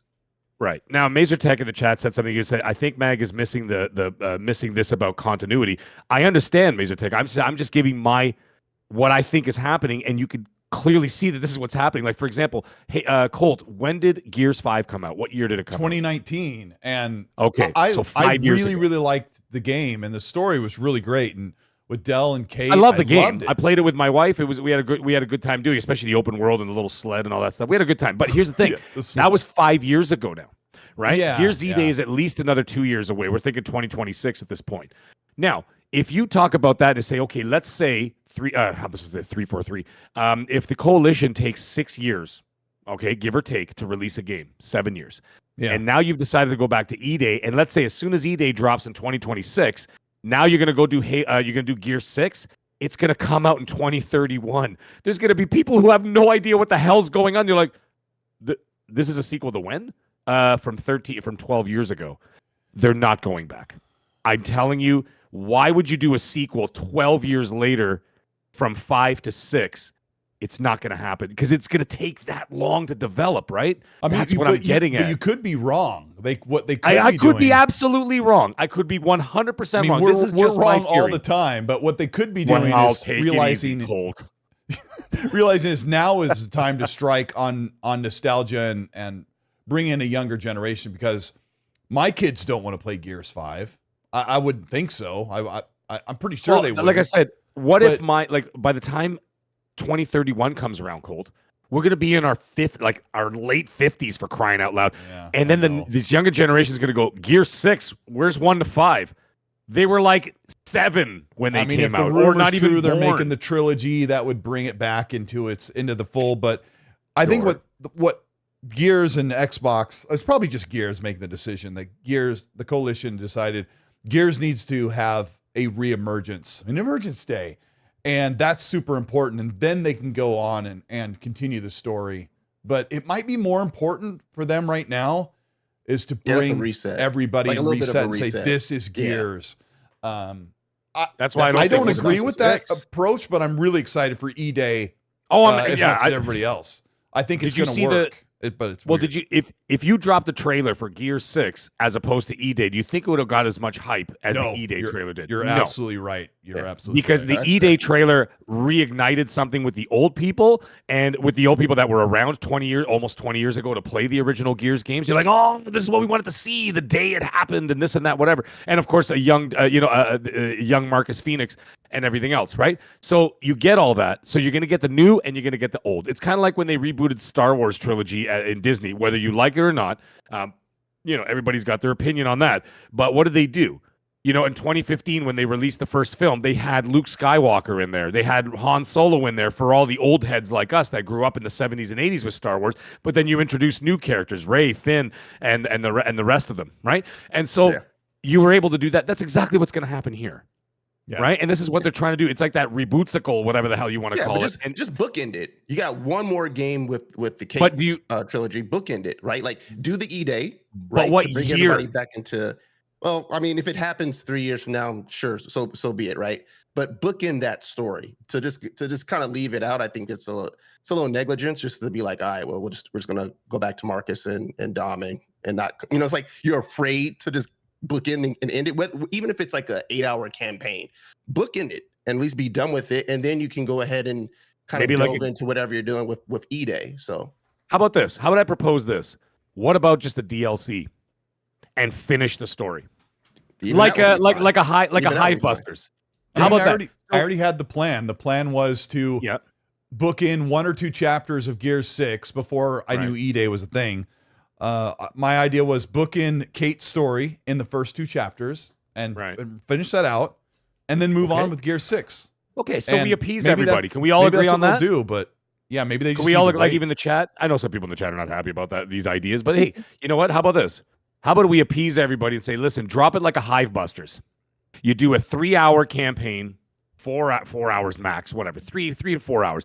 You close the story off, but at the same time, you got the full E-Day doing its thing. Because you're not going to go into a full AAA production and release 6 in 2030 something by the time they finish E-Day and then have to start production on another game. Why don't they just do that? Close the story off, appease the crowd that says, "Hey, what happened to Kate's story and everybody else?" Shut that door and then start back from square one. Rebs, where do they go from here? If they're gonna they're gonna close out Kate's story, like, are they gonna have a whole new character, or is Dom gonna be reanimated through some magical goo? Zombie Dom. Zombie Dom. That's a tough one, to be honest. Wife. Yep. I beat the first game. I played throughout the second, third a bit, but then kind of fell off. But I feel like they're kind of restarting off new a bit. Maybe the goo. I like the goo idea. Maybe some type of ghoul or ghost. But no, I really don't know. Now, however, I'm very intrigued with. I'm 100% going to get this as soon as the next one, as soon as it releases, and dive into it. It looks fantastic, and it is the game I'm going to be reporting on eventually. I'm just so caught up in the Halo news right now that like all I can think about is what the hell are they doing right now with the next game, and trying to share all the information I can. But once that dies down a bit, I'm going to refocus on other games like I used to do. I remember when I first started, I reported on even like PlayStation games, Silent Hill. I was reporting on the leaks and the new God of War. I'll get back into that, but I've just been so caught up in Halo news, I haven't even gotten to check where they are at really with Gears of War E-Day. But yeah, they confirmed obviously there's going to be multiplayer. They confirmed that through LinkedIn, I saw, and all this good stuff. So I'm really excited for it though. Okay, all right. Well, I mean, we can only guess at this point. Meat Puppet says hi with the channel membership chat with the waving eyeballs. Chris R., thank you so much for the $10 super, says, I hear Mag's point on Halo, but I would make the argument that attracting young kids, that's a weird way to phrase that, attracting a younger audience is way more about multiplayer than single player these days. I personally hope they continue the story with Halo, is what Chris R. means. But children grow up. Yeah. Children will grow. My son will grow out of Fortnite eventually. Right, and he's already starting to dabble into first like single player games here and there, because there's only so much jumping, building, and shooting you're gonna do before eventually there's more out there. So when kids grow up, their tastes change. My taste in games has definitely changed over the decades. Right, this November it's going to be my 45th anniversary of gaming. Right, and so through those 4.5 decades of me gaming, my tastes have changed. So I think that you're going to offer these things. There's always going to be an older crowd, whether they're in their teens, 20s, 30s, 40s, 50s, and on. There will always be an audience for those things. So yeah. I think that Halo will do just fine as long as you drop the quality and consistency of it, right? And support the game. And that's something that unfortunately Halo Infinite, I love the campaign and I love the multiplayer, but they didn't support it enough in that first year, and then people just moved away. By the time they got all those multiplayer maps and everything else, and they added all the features to the single player, people already moved on, because this is a very fickle business. Yeah. Right? You got to have the content ready. If you're going to, you got to have it ready. You got to be like off the gates. We got a bunch of content ready for you, and they were too slow to actually get more content. And by that time, people start moving on to other things. So you're not striking while the iron's hot. So right. I hope their UE5 move allows them to be able to get more content out. So at launch, they don't have this issue. They can sustain, that type of momentum. That's all I want. That's all I want like I said, I love the Halo. The multiplayer was fantastic. I thought it was so much fun. It was great. It was fast. It was tight. It was intuitive. The hit mechanics were perfect. Everything was great. No complaints about it. The only complaints about it is that after a while, I'm like, oh, this again, right? Yeah, because you're just doing the same. Yeah, that was all there was, and it was like, yeah, that was the thing. And everybody, I had some revisionist history slapped in my face where the first couple months people loved Halo to death, and then all of a sudden when they ran out on the end of the road, like you said, they were like, where's the content? And then they were like, oh, it's gonna be like 6 or 8 months, and you're like, no, that doesn't work, we're gone. Then Call of Duty drops, right? Then a new Call of Duty drops, everybody moves to Call of Duty. They moved to what came out that year, the next year. What was it? Cold War, one of the best Call of Duties ever made, in my opinion. Sorry, just in my opinion. I need to loved go back Cold and War. play it. Oh, my dude, kid it's took so over my good. account and played the first thing, and then just kept going all the way through and beat the whole game. And I actually have used footage from her recording in my videos. This next topic, otherwise we talk about Halo forever. Hey, there's my guitar pick. I was looking all over for that. Game Pass is actually really hitting its stride right now, because my complaints about the first part of the year have really bothered some people, where for the most part, Pal World and Hellblade were like the big watermarks for Game Pass. But right now, we're going to talk a little bit about Stalker 2. We've got Indiana Jones coming, Call of Duty, which I know that you guys are chomping at the bit to talk about. And then right after that, Avowed. So if you're a Game Pass subscriber, you're about to get hit with your value big time. And I've had a lot of internal arguments with friends of mine. We talk very passionately about, is it worth the $240 to subscribe to Game Pass every month? Are you getting $20 worth of games throughout the entire year? And, you do the math. It's like, $240 a month. Dante, you're the math guy. $240 a month. How many full price games is that in 1 year? $240 a year. Sorry, $240 a year. How many full price games is that over the year? I'm sorry, I said month like 9 times. So I don't know. I mean, it should. So look, this is my feeling about Game Pass subscription, especially if you're like Ultimate. Like for Xbox, like outside of your third party stuff that you put in, and some cool quality AA stuff. What you got to do is your first party needs to release at least something per quarter. So at least once every quarter, you got something that's coming out of first party that's AAA to basically show the value for those who are like, hey, I want the bigger games, right? So they got to get their cadence right. The cadence has been their problem, and I can understand that's probably for a lot of people in development, because we've seen that basically even with PlayStation having longer development cycles.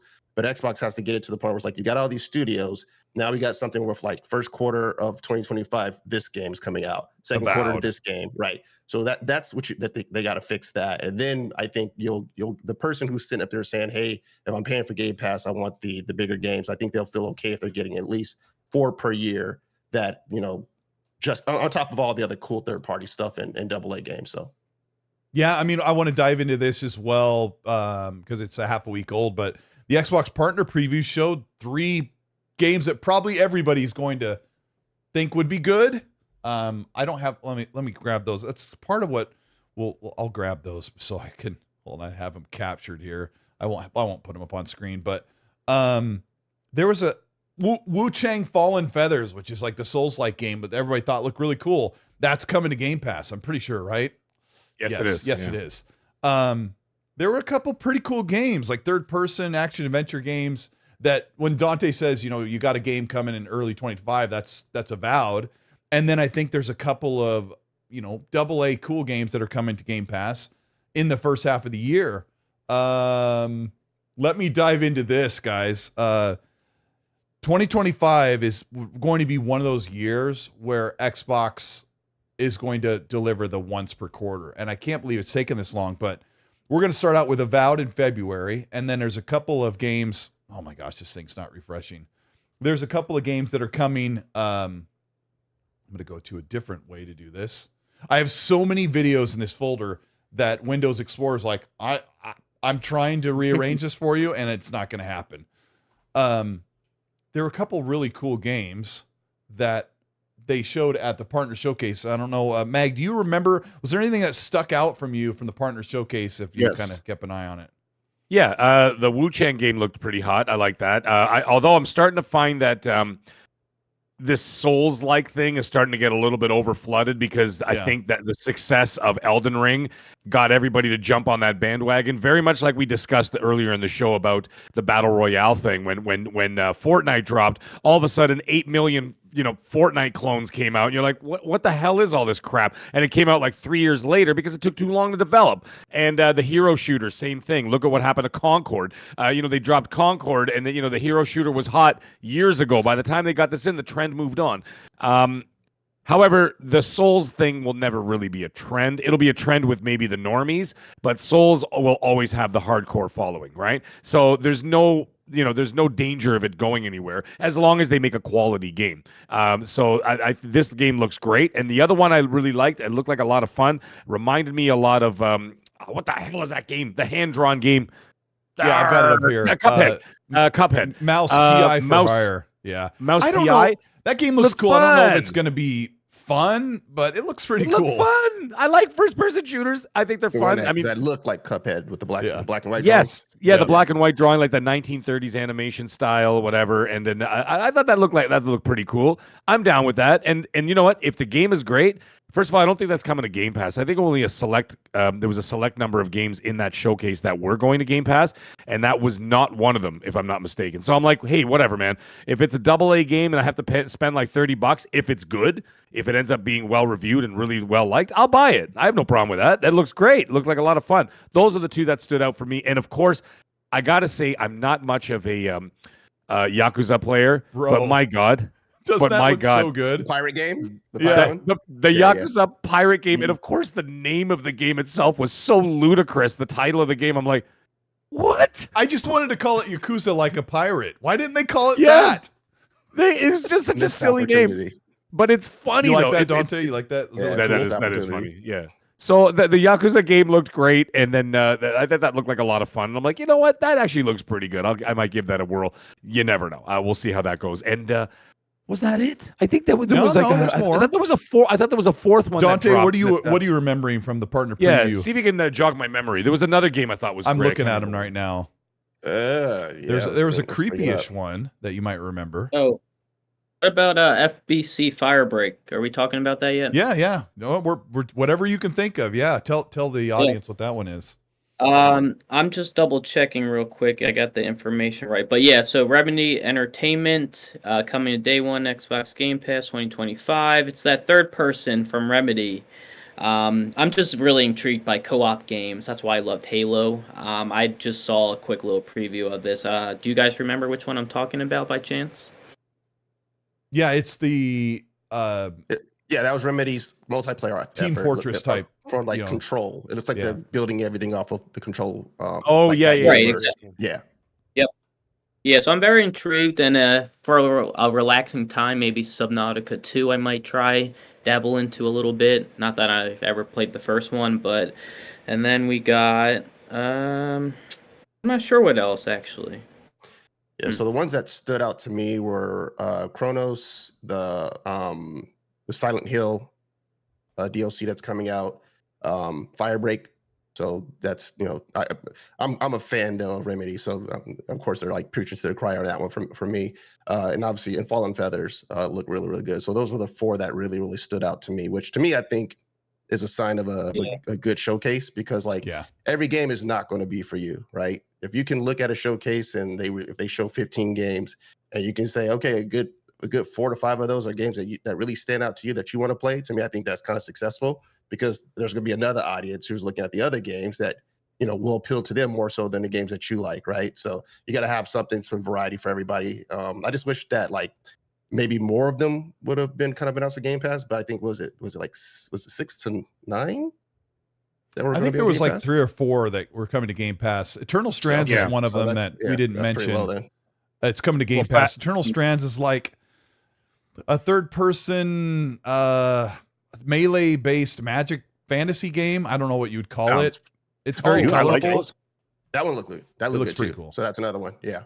Phasmophobia comes out next week. I don't know if anybody's excited for that, but that's coming out next week on Xbox, October 29th. So that is a Tuesday, next Tuesday then. I think it comes out next Tuesday.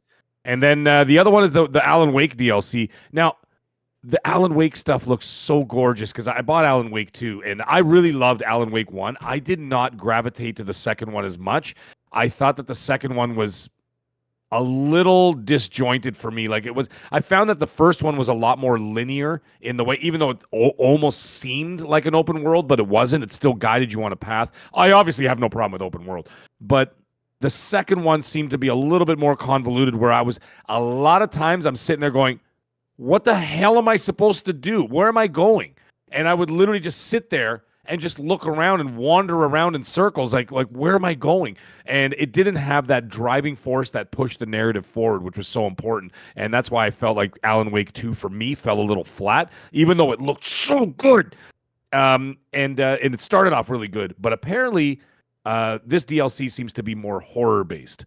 So because it's going to be more horror based, that may, you never know, man. It might drag me back in there as long as it's like a little bit more linear in that respect, like a Resident Evil style. Yes, you have options, but it's still it still guides you in a direction, right? To keep momentum going, right? And I find that that's something that I would gravitate to. So that looked good. Other than that, Mouse PI, man, that's the one. Mouse PI. I found my game. Mouse PI. It looks great. It does. It does look good. I hope it's interesting enough to. It certainly looks interesting enough. Another one is Mistfall Hunter, which is like it's like that's the Souls-like extraction one. Yeah, right? it's another Souls-like game. It looks great, and so this is going to be unfair, and it's nothing against Souls games. But a part of me feels like, is every game that comes out now going to be a Souls-like? That because like sometimes I just want like give me a nice action RPG that has a really good storytelling and combat and abilities and whatnot, right? But again, if it turns out being really, really good, it's not going to matter. People end up playing it, and I'll probably end up liking it. But I was just asking myself, like, can we just make some games that are good action RPGs, and not everything has to be like super brutal? But whatever, it might actually not end up being too hard. But I'm not someone who is. I haven't played a ton of Souls games. Like Elden Ring was my first kind of foray into that particular world, right? And I've played a couple since then. But yeah, we'll see. But that one actually I thought looked really, really good. Yeah, that one's not coming to Game Pass, the Mistfall game. If I got that right, I just closed it. Hold on. Yeah, it's not. I don't think so. Yeah, it's not coming to Game Pass. I checked, but yeah, Mistfall Hunter. Yeah, I mean, this is a partner preview thing, and I don't want to spend much time talking about it, but I do want to talk about the Game Pass offerings because just my belief is that Doom: The Dark Ages will come out around May of next year.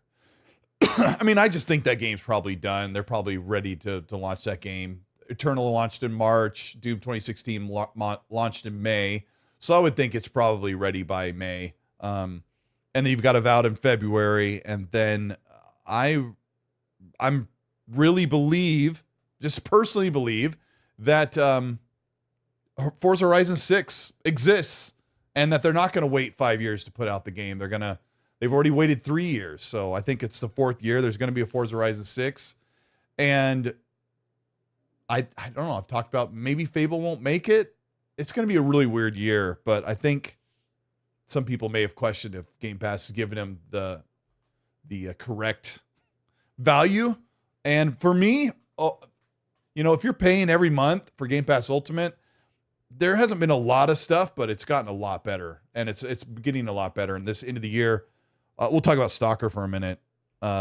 Mag, I don't remember our conversation with Stalker. Well, before I go to Mag, I got to get Rebs in here. Rebs, I don't know how long you want to stick around on the show. We usually just go 2 hours, and I know that we might dive into stuff that you may not be super excited about, but I'll ask you about Stalker because previews are coming in, and really great things are being said by journalists and content creators that got to play it. What do you think about Stalker 2? So I just saw that preview that was shared, I believe, by Jez Corden, if I'm not mistaken. Yep. And by other people as well, maybe. But I saw his stuff getting reported on a lot. I'm really intrigued. I'm not gonna lie. I didn't play the original Stalker, so I'm new to the scene in terms of Stalker.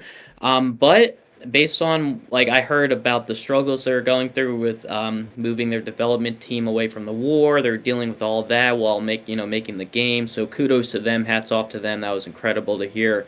But anyway, it looks like it's turning out great. Jez said all positive things, I believe, about the game, really positive things about the game. So I am going to definitely keep my eye out on it. And it sounds great to me based on what Jez reported. Okay. Mag, what are you thinking about Stalker 2? It sounds like it's pretty promising. Yeah, sounds like it's going to be good. I'll be there for it. So I'll be there to give it the old college try. And if it grabs me, if it's anything like Metro on steroids, I'm in. I mean, like I said, I'm in anyway. It's just whether it gets its hooks in me, right? And I think it will, because that's my speed of game as well. I really enjoy that kind of genre. Now, I did see something interesting. There's an article I just pulled it up from the Gamer website, and they said Stalker 2 is going to turn a lot of people off, and that's a good thing. And what he's talking about with I know what that, you're talking about. there you go. So you know what I'm talking about. And stuff. It's going to be the combat. It's going to be an almost Souls-like experience where like you're not going to be able to go everywhere right away. You're not going to be able to just wander off like Call of Duty and shoot everything, die instantly, and literally just respawn right there and just keep going like nothing happened. And that's why people can finish those Call of Duty campaigns on veteran with ease, right? And we'll get into that shortly. But this is not going to be that kind of thing. And I do enjoy the slow build, so to speak, where like you start off weak. You start off without the resources. You start off without. Now, I don't want to be doing the resource gaming. I hate that crap. I hate that. It says like, oh, you're hungry. Why do I have to feed you? You know what I mean? I don't want to feed you granola bars just so you can keep walking. It's a waste of time, and it gets in the way of the game. Or else your partner's like, oh, I'm hungry. Dude, go to the apple tree and pick a tree. I'm busy right now. You know what I mean? But anyways, you want to go to these sections. Oh, I'm not strong enough to get there. So it gives you the motivation to say, listen, I'm going to build up my character, get some better weapons, start crafting better ammo, whatever, incendiary ammo or whatever the hell you're going to build and craft at your tables, and then go back and say, hi, dude, remember me from last week and you kicked my butt? Yeah, hi, I'm back. You know what I mean? It's kind of like a Souls-like experience in that way, and I think that's what I read the article, and that's exactly what the article was talking about. I love that stuff. It's like Borderlands. You can't go into Borderlands and just run off into like a new section. You're gonna get wasted in 4 shots. You get hammered if you're underpowered or not prepared. Right. You gotta build your character, build your stats, get your XP up, get better weapons, go to those other areas, grind out a few bosses, do this, that, and the other, and then you're building up and you're like, yes. So it gives you that motivation to keep moving forward. It's fun. I think it's fun. I love that stuff. Very RPG-ish. And that's what I'm expecting here. Game looks hot. Game looks great. The previews look good. I'm excited for it. And I can't wait to give it a shot, man. I really can't wait to give it a shot. So yeah, I heard it. It's going to be a nice better release than Bethesda does. So yeah, when it comes to like immersive RPGs, Dante, is Stalker 2 going to be game of the year? Well, it's the release time. It's not going to make it eligible, right? So no matter what, not for the Keeleys, not for this year at least. And then we know if it releases this early, it'll get lost in the shuffle for whatever comes out later the next year, where even if it's really, really good, something else will kind of overshadow it, and people will have like the most recent bias in their head as to what they vote for the Keeleys. So that's whatever. But in terms of the game, like, yeah, I've heard the same thing that you heard, Mag. We were talking about this in the Infinite podcast the other night, where Riskit actually got a chance to play it for, I think, about 30 minutes or an hour when he was over in Cologne. And he said that, like, yeah, you have to adjust yourself in terms of what you think it's going to be in terms of how you play it. Because if you go in and try to treat it like it's not a Twitch shooter, but I'm just going to run in, gun everything down, you're going to just get demolished, right? It's not forgiving in that regard. So you're going to have to plan your engagements a little bit better. You're going to have to avoid engagements a little bit better. If you can't just be like, oh, I'm just going to go ahead, and otherwise you'll be like, oh man, I'm dead yet again. And then he says there's a weird thing where you gotta train yourself to save, because if you don't, the game will auto save right before you just got yourself smashed, and you'll basically respawn right back into that loop of getting smashed again. So yeah, just adjust yourself a little bit in terms of what you think it's going to be. It's going to look gorgeous, and I'm hearing the same positive things about it, but adjust how you believe it's going to play, so that way you're not someone who buys into it thinking that it's COD campaign wouldn't be fair, but something within those lines, it's not going to be that. Okay. I know I have a friend, Red Wolf, who's like such a big time fan, and hearing the previews come out so good, I want that team from Ukraine to have that big W, and it sounds like it's going to have a good reception. So that's really good. We've got okay, I'll make sure I didn't miss this. We got Game Seeker, my friend Game Seeker, with the Canadian $10 super chat, and shout out to Game Seeker. I put out a strange video last week. It was a 5-minute video showing the daily process to get Xbox Game Pass Ultimate or games for free if you just do these like clicks that in the process. And he helped me a bunch because I used to do that and I made a video on it, but it's kind of changed over the years.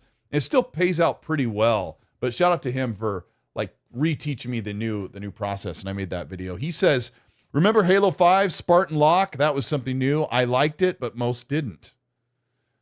I liked it. Yeah. Well, they sold Halo 5 wrong with the way they did the campaigns. The commercials for it. Yeah. It was kind of like, hunt for the truth, and they kind of made it seem like it was going to be this adversarial thing. And then when the actual game was kind of nothing, as if the way they put it out within the advertisements leading up to it. So that didn't do them any favors with that character. And then they put out like the little there was like a show that they had for like one like a little small movie for the character, and that was done really, really poorly. So it's kind of like you introduce another character, but you don't write him really, really good, and then you don't give him like decent content in the mainline game. And so then people obviously are just like, I care more about Master Chief because you're not making this character compelling. They would have done better, in my opinion, if they would have introduced Locke and then created his own thing to go off and do that's completely separate and detached from what Master Chief was doing. That's how you kind of can branch out within that universe and make it more compelling for people. You have your people who want your mainline stuff with Chief, and then you have other people who are like, I like some ODST, or people who love Reach, and that wasn't centered around Master Chief. So he could have done that with Locke, but they fumbled that back horrendously. So Yeah. If I may say something real quick about Halo 5, fun fact. A developer was in the Reddit comments one day who worked on Halo 5 and revealed that Microsoft came up with the marketing plan for Halo 5 based on the original script for Halo 5, but never knew they really changed it a whole lot and released it. That's why it didn't make sense. And then I can't really talk about this. My source has told me more information about, like Halo 5, a little more about leadership, specific names, what went wrong. They do ask me a lot of times to keep things off the record, and I respect them because of how much they've shared with me. But as you know, Halo 5, they went from Halo 5 to Infinite, and everyone's like, what the heck happened? How do you just let go of everything from Halo 5? Well, and some people, all I'll say is some people correctly assumed that they did completely scrap Halo 5, and because of poor reception from the game from the Halo fans. That was the reason why. Okay. You think maybe they would have like communicated with each other? Yeah, you at would some think. point. That you would think to be like, hey guys, listen, we're part of a multi-billion-dollar corporation. Can we maybe like send an email saying that we changed the story or something? Like, could we maybe see the advertisement before you release it? Can you imagine them sitting there watching the advertisement like, dude, we totally changed this. Like, yeah, exactly. Like nobody. That's not what's happening in the game.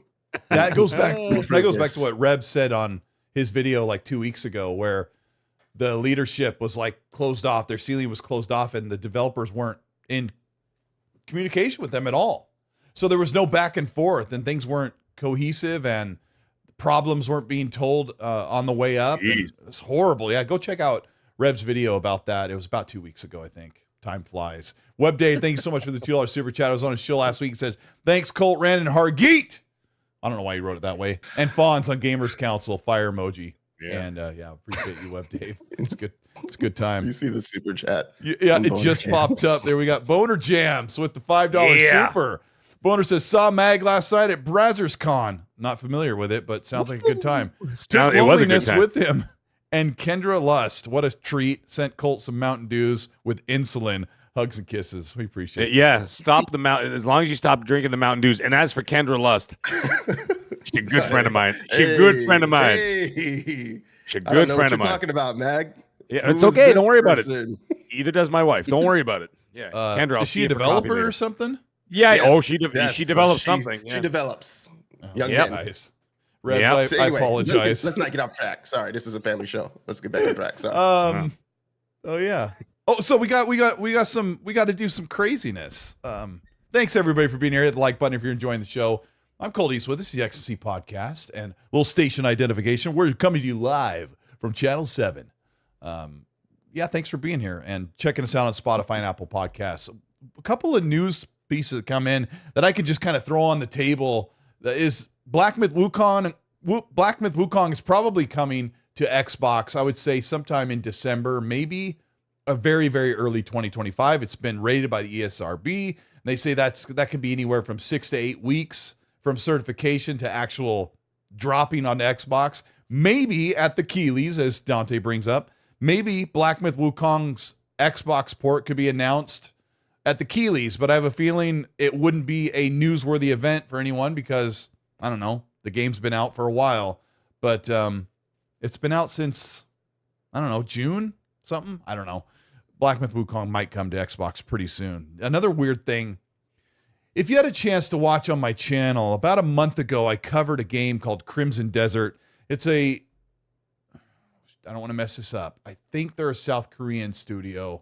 I hate when I mess that up. I apologize.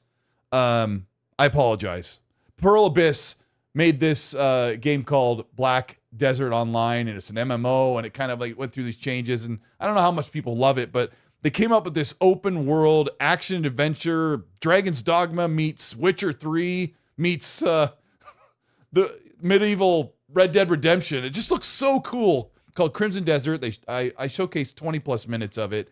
Looks awesome. It's supposed to come out sometime next year, hopefully.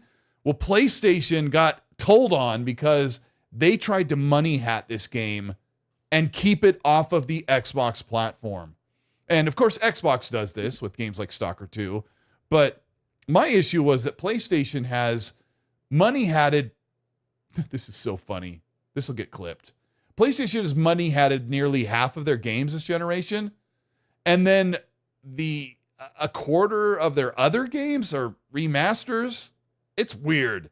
And then the rest are like PS4 sequels. It's been a weird, successful generation for PlayStation. But apparently Pearl Abyss told them, no, we're not going to. We want the game to grow. And really, it's come down to, if you want your game to grow instead of just a platform for someone else, developers are learning right now to make their game fully ubiquitous and platform agnostic. So I don't know if you guys know, you three know about Crimson Desert, but it's definitely coming to all platforms. And I think it looks cool. Thoughts? It looks awesome. That was it. That's all I was going to say. It looks awesome. I look forward. I look forward to the end. That's what about it, you, Dante? You know did you see Crimson Desert? Are you familiar with it? Yeah. No, I have been following it a little bit. And I think also that the game looks awesome. And I'm happy that they did this, because it's kind of like third-party developers should act like third-party developers, right? Put your games out on as many platforms as possible, so that way you can make enough revenue. And I think they probably have seen that, like, certain companies that are third-party developers, like, but they act like they're first party, looking at you, Square, like haven't properly benefited by just basically saying, okay, we're just gonna release to one platform, at least by what they say publicly, right? Because they keep saying, like, you know, even though this game sold X, it didn't basically make the money that we had forecasted, etc. So it's kind of like, you know, good for them to stick to that. And it's a weird gen for Sony in this regard. Like, I understand time exclusives, but at the same time, it's kind of like, I think you want a healthy marketplace. And if you're this consistent theme of basically kind of shutting Xbox out on some of these particular games by trying to money at them, you get to this point where it's like, you're like, all right, you're trying to kill it seems like you're trying to kill the platform. And then if you do, what are you going to do with that? Yeah, because what are you going to do with that once you have it? You're just going to basically charge people whatever you want, because you don't have any other competition to do so, which I think hurts us as the consumer, right? So I want to still see a scenario, a landscape where third-party developers are being consistent, putting their games on these platforms, especially with Xbox. Like, they're doing this, I won't say pivot, but they're really trying to grow within the PC space, right? Which is their main opportunity, because they feel like the PlayStation players are so entrenched, they're not going to gain much traction there. So I get it. You're really doing a push towards PC, but I'm someone who really enjoys playing on console, right? And I've consistently bought Xboxes. I buy PlayStations too, but, you know, I prefer to play on the Xbox. So I want to make sure that I'm not forgotten, and that third-party developers are putting their games on the Xbox, right?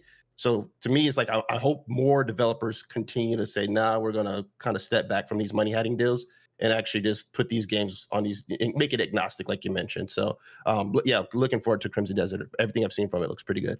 It looks awesome. Rebs, do you have anything to say about that game or about PlayStation trying to suffocate it and keep it away from Xbox?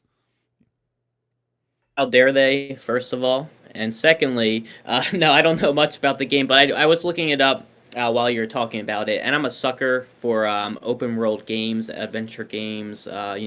Growing up with Oblivion to Fallout to Skyrim, and waiting now 25 years for the next Skyrim sequel.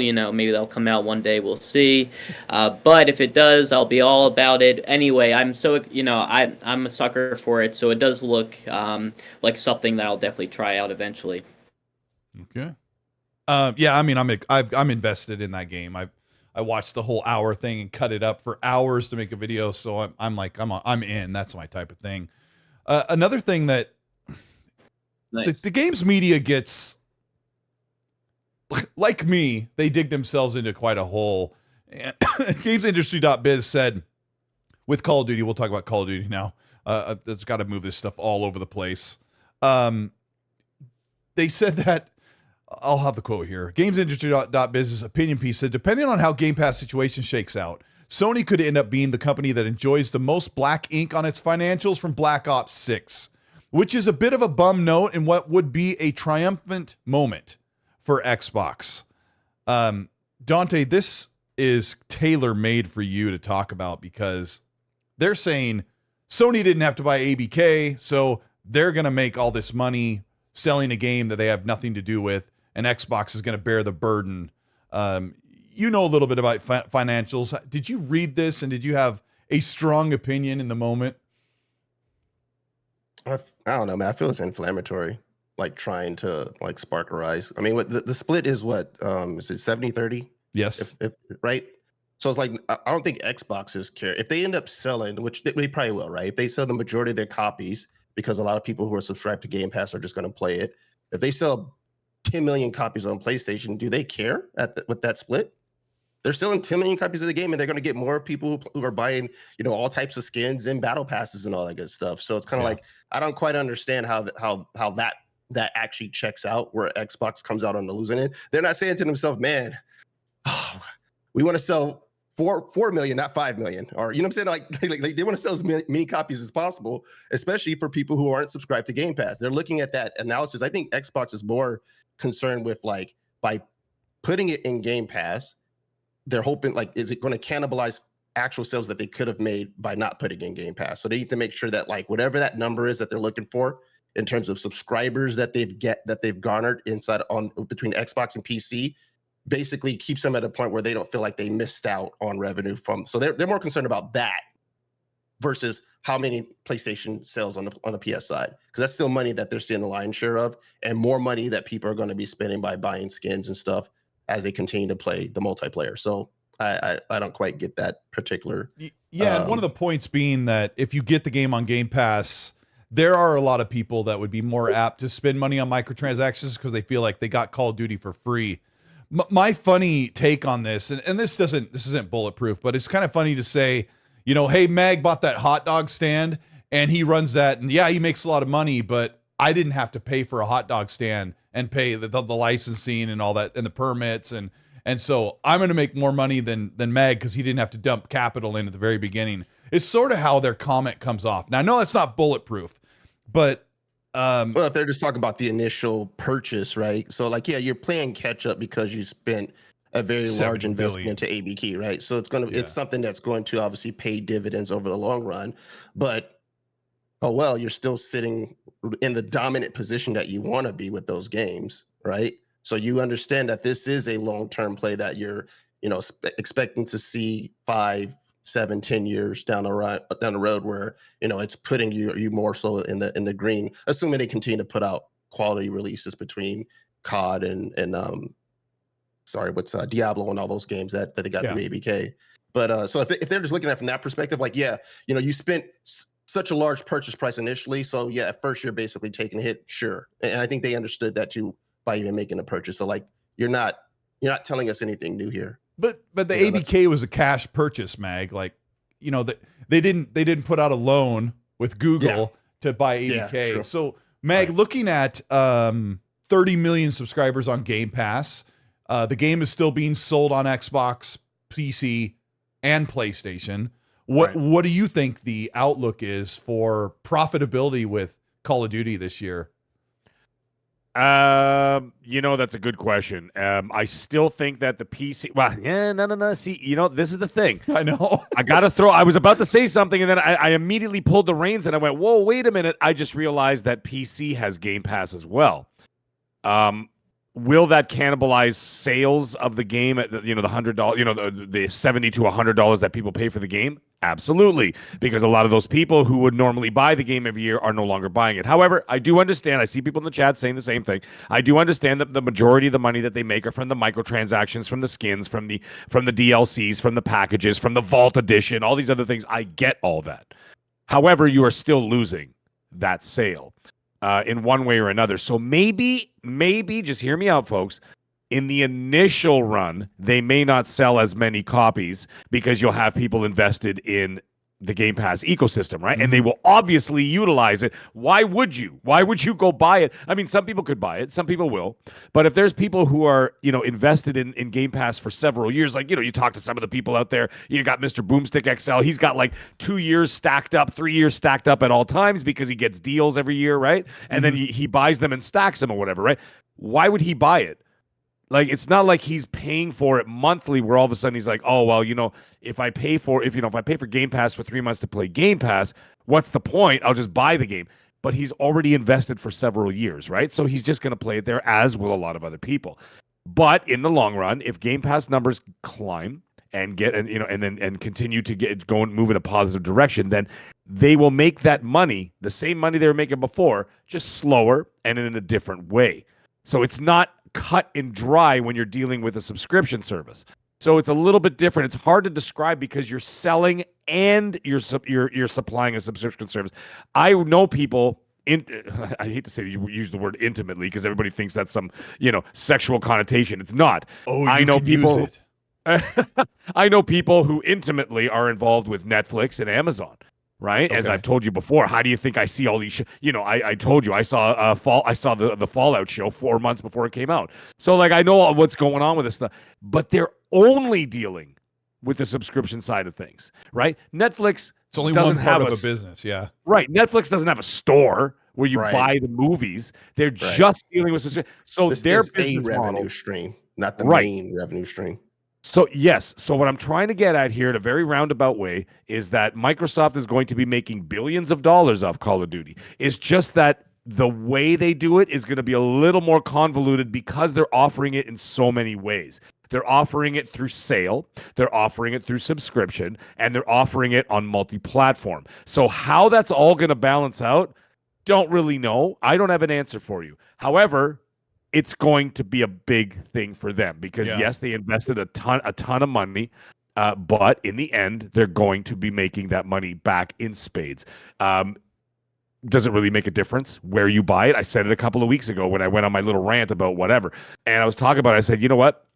I will be playing it on Game Pass. We'll talk about that in a minute, by the way. I am going to be playing it on Game Pass, whatever else. But if I decided to buy it for the PS5 Pro, let's say, later on, what the hell do they care? They're making another $70 off me.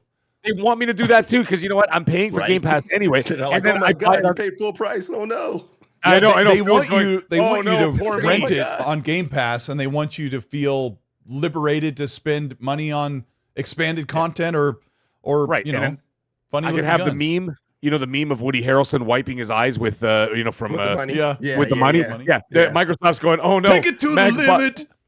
Meg also bought it on PS5 and Game Pass. Oh, poor us, as they're wiping their eyes with $100 bills. They don't care. Yeah. So in the end, I don't have an answer for you of how it's going to be split up. It doesn't matter. Yeah. They're going to make boatloads of money, and they have one responsibility. The one responsibility that Microsoft has now that they own ABK is release quality content. That's all I care about. I don't care who's buying it where. I don't care where it's going. It's going to the Switch. Well, it is going to the Switch 2 eventually. But like the Switch 2, or it's going to PlayStation, it's going to PC, it's going to Xbox. Who cares? Just make quality content and everybody will indulge. And that's all they want to do. We want the quality product. You take our money. That's how it works. That's it. That's all I got to say. Rebs, thank you, Mag. Thank you. Rebs, the problem with this, if you remember the quote that I read 10 minutes ago, is they're saying that, but basically PlayStation stands to make more easy money because they didn't have to do anything and because they don't have to own the burden of the company. Right. The problem with this statement is that it looks at Call of Duty as a singular thing where you only sell a copy on a PlayStation or an Xbox. And that's absolutely not the case, because Xbox told us, Rebs, that they make some $3 or $4 billion. It's probably more than that by now. They make some $3 to $4 billion a year on Game Pass. So yes, they will sell less copies on Xbox because they have some 20 million people on Xbox console Game Pass, but it completely ignores the revenue that comes in from Game Pass. So I don't know. Are you concerned about this, Rebs? What do you have to say? So everything's about money. What they know what they're doing. They're making money. There's a reason behind everything, I think, obviously. But, when you think about how Game Pass work, and I used to think like, all right, I'm getting the game for free. How are they making any of this money? But for the majority of people, you end up staying a Game Pass member for a long time. You end up spending more money than that game, well beyond that game. Now, you could argue, if I'm getting a whole bunch of games, how are they making any more money? Well, there's a whole lot of more revenue involved. I'm not, a whole financial guy, but, there's just so many more ways they're making money through Game Pass. And also, Call of Duty is going to bring so many more people into Game Pass by being on there, if they haven't already. So I think they're going to make a crap ton of money, regardless if it's on Game Pass versus if it's being sold separately, because of how long people stay with Game Pass and all that sort of things. Now, unfortunately, I only have a few minutes left to go here, but okay. I was going to ask if I could sneak in 2 quick things before I do. We'll make this your outro so we don't keep you hostage forever. Before You're you good. say that, Rebs, I love talking games. Yeah, before you say that, I have I like to get guests on here usually for at least an hour, and then have them be able to go, because sometimes podcasts can get crazy long, and sometimes people are like, why are you kicking them off the show? It's like, anyway, go ahead, buddy. No, I get it. I totally understand. It's all good. But no, we've almost been here for 2 hours now. I love it, dude. Like, this is why I'm so interested in getting into podcast, live streaming, whatever you want to call it, because I love talking to people despite never going on a live stream yet. And that's why I decided to do the reporting. I've been blessed enough, to receive not only my following, but people who work in the gaming industry who are willing to speak with me. So I look forward to sharing all my, insider information and connecting with everyone through future live streams. So thank you for, really getting the fire lit up in me through this. This was an awesome experience. Thanks for having me. And lastly, 2 quick things. What I've been reporting on has been, is a big developing story. So if anyone's going to find the information, I would like to think it's going to be me, and I'm going to make sure to report on that as soon as I have it, to keep you guys informed on what the future of Halo looks like, and just to show that I'm not some random little dude creating some crazy stories, making up some stuff. Right after I reported my Tatanka thing, a few days later, or actually it was like maybe 2 weeks or about 2 weeks later, the LinkedIn profile was discovered. I'm pulling it up right now just to make sure I have the right information here for you guys, from a former Certain Affinity's former game director. I don't know if you saw this, Colt. I know you. I think we're the only ones who follow each other here at the moment. But what I first tweet, I think, or no, did someone follow me? I don't know, but you'll find out later. Let me see. Yeah, we'll find that out later. But anyway, what was tweeted on, or what was stated on LinkedIn originally by this guy was that he said, hey, we have a canceled, or I was part of a team working on multiplayer for Halo Infinite. I led a large team of designers working on a canceled Battle Royale mode. You can't see it right now, but I have it pulled up if you want to go to my Twitter. He says, I believe this product could have been a game changer for the franchise. We loved playing it and working on it. It was a fantastic experience in spite of its cancellation. So that directly, our first direct confirmation of Tatanka and that it was canceled. And then a day later, he changed the LinkedIn profile to just say, I led a large team of designers working on the multiplayer portion of the game. So I might have got him in trouble. I apologize, Mike Klopper. But thank you for confirming my report, and I just wanted to clarify that for everyone. I mean, that's their LinkedIn stuff, and they do it all the time. The people eke out a lot of information from LinkedIn, and that's their own problem if they put something that's a little. There was a report that a woman was working at Rockstar on a Switch and PS5 port of Red Dead Redemption 1, and somebody was reporting that as they're getting another like actual port, but I think that was just her saying she previously worked on those ports that actually went to PS4, but it's a PS5 version. But, you know, it was being reported like Xbox is going to get skipped on it, but it just happens. It happens. Right. Reb, is there anything else you want to say and tell people where they can find you? And I've got your Twitter handle is in the description if people want to go there, and it'll take you to your link to your channel, and you can sub and become one of the 3,000 or almost 3,000 people. Yeah. Yeah, man. So I started YouTube late. On Twitter, I'm just about to hit 14K. Shout out to everyone. I really appreciate that. It just, like I said, I kind of got on here to on Twitter to I'm into marketing, and I have a degree in broadcast journalism, which is kind of why I got into all of this. And I love reporting on it. I just started reporting on games, and then it kind of blew up, and now I'm focusing on insider information for most of my reports. So you can find all my previous reports and future reports on my YouTube channel, which I'm starting to grow now. Hopefully I'll get into live streaming as soon as possible. And then my main form of sharing information has been Twitter. Mr. Rebs is my name on there, or Rebs Gaming. And you can find me on either. And I look forward to sharing more Halo information with all y'all very soon. Oh, thank you. Pleasure meeting you. Yes, likewise, guys. Thank you so much. Yeah, brother. Great show, man. Yeah, it's good. You get in front of a couple hundred people and you're like, hey, let's just talk games. It's amazing. Dante, it's been great having you on the show. Yeah, thanks, Rebs. I'm glad you got to be here, and I'm going to have you back if that's okay. Yeah, brother. You know it. Anytime, man, just hit me up. It's been a pleasure to finally be able to come and talk games with you on the show, man. It's been awesome. You know, I've been a good friend and a fan of the show for so long. So, but like this has actually worked out pretty cool for me for this week, because normally like my time schedule gets me off right at 5, and I know you start like right at 5, so it kind of makes it hard for me to get from like home. They actually make you work at your job, don't they? I know, man. The audacity, the audacity. But yeah, man, it's been a pleasure. This was really, really fun. Where else can we see you if we want to see more Dante? Yeah. So I do the Infinite podcast with our good friend Holly, Risky for the Biscuit, Infinite Umbra, and Garuda Intruder. So we do that every Friday. So like around this time, actually around 5 o'clock on Friday, 8 Eastern. So you guys come check us out there. And then you can catch me on Twitter X, whatever they want to call it. I'm still call it Twitter because you're not going to change me. Yep. Blue Sky at Dante J Moody. You catch me on Xbox, Spriggan113. And man, and also on Threads as Dante J Moody on that. Geez, you're everywhere. So, yeah, I'm everywhere, man. I'm in all the places. I'll be there. Don't miss me. It was awesome being here in the chat. You guys, everybody in the chat, you guys have been amazing. So it's really cool to come out and rock with you guys.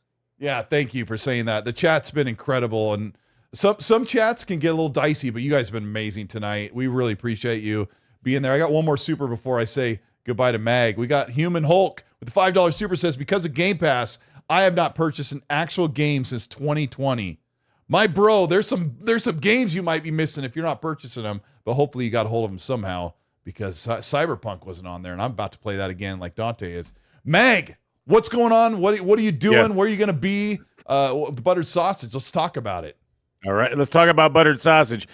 Magnum, you couldn't help yourself, eh? We get to the 1 hour, 57-minute mark, and he starts yapping away. Good show tonight. A lot less pony than usual. Oh, man, you're too much.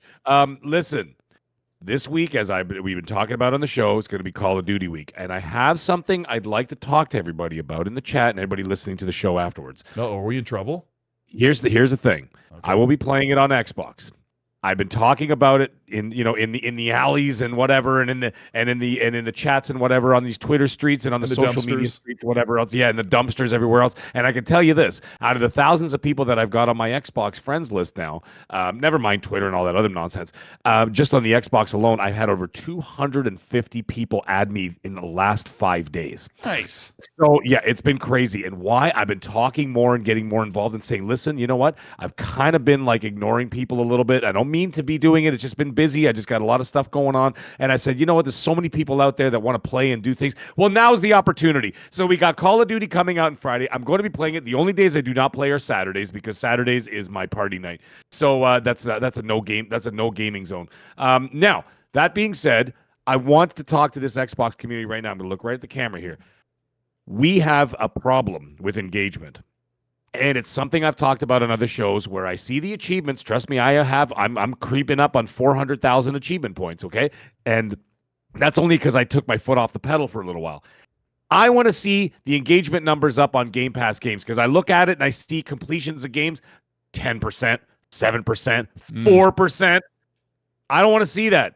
I want to see 50, 60, 70% completion. So what I'm going to do is when I start doing community game nights for Call of Duty in the Xbox ecosystem, in the Xbox platform, we're going to be doing all that. PC's welcome. PlayStation members are welcome. Whoever wants to come in, but we're going to be doing it on Xbox.